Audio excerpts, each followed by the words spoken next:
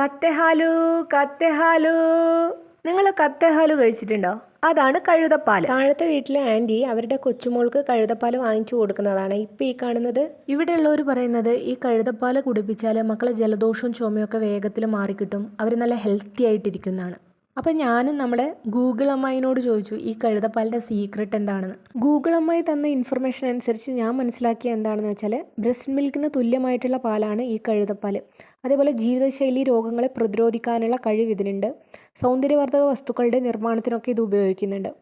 ഇതിൻ്റെ വില കേട്ടാലാണ് നമ്മൾ ഞെട്ടുക. 1 ലിറ്ററിന് ഒരു 6000 10,000 റേഞ്ചിൽ വരുന്നുണ്ട്.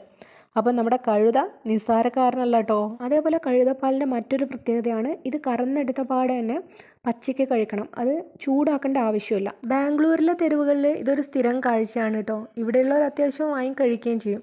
ഞാനൊരു ക്യൂരിയോസിറ്റിക്ക് കഴുതനെ കാണാൻ വേണ്ടിയിട്ട് ബാൽക്കണിയിൽ നിന്ന് നോക്കുന്നല്ലാതെ ഇതുവരെ വാങ്ങി കഴിച്ചിട്ടൊന്നുമില്ല. നിങ്ങൾ കുടിച്ചിട്ടുണ്ടോ ഈ കഴുതപ്പാൽ? ഉണ്ടെങ്കിൽ കമൻറ്റ് ചെയ്യണേ. ഇവരൊരു 50 ml പാലാണ് വാങ്ങിച്ചത്, അതിന് 200 rupees പേ ചെയ്തു. അപ്പോൾ നമുക്ക് മറ്റൊരു വീഡിയോ ആയിട്ട് വരാം. അതുവരേക്കും ബായ്.